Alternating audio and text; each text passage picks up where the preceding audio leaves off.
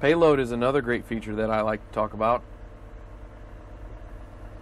If I'm loading trucks, I want to know how much material I'm putting in that truck, especially on highway trucks. I want to make sure they're not getting overloaded or underloaded. So if I want to turn it on, I can go in here, turn weigh mode on. Now it's activated. We have a target payload of 19 ton in there. Let's just make it simple, 15 ton. Okay, so I've set my 15 ton target payload, indicated right here. This is what I'm going to try to achieve.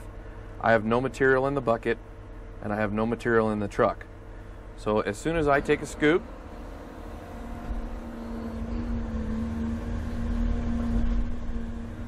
come up out of there, I'm going to get an immediate weight. So it's estimating right now 4.2 ton. So it's an estimated weight, I know, because this bucket has not gone green.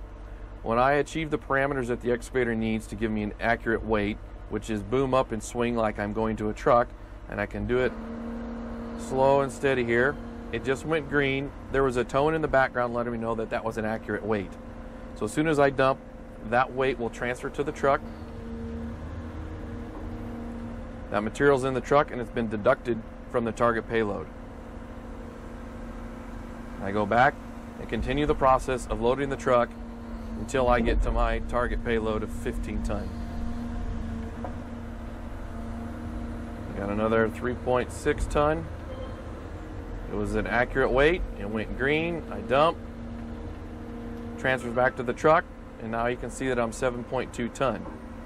Now it gave me a different tone because it's calculating how much I've got the last couple buckets. So it's a smart system in knowing that when I'm within 1 or 2 buckets, it's going to give me a different tone. Okay. Accurate again. Okay, 3.5 ton.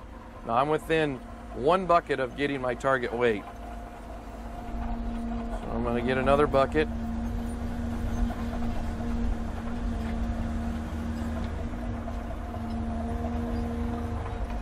Okay, now I only needed 3.5, but I have 4.5 in the bucket. I'm not in trouble yet. All I can do is what we call tip off, and I tip this off to the truck.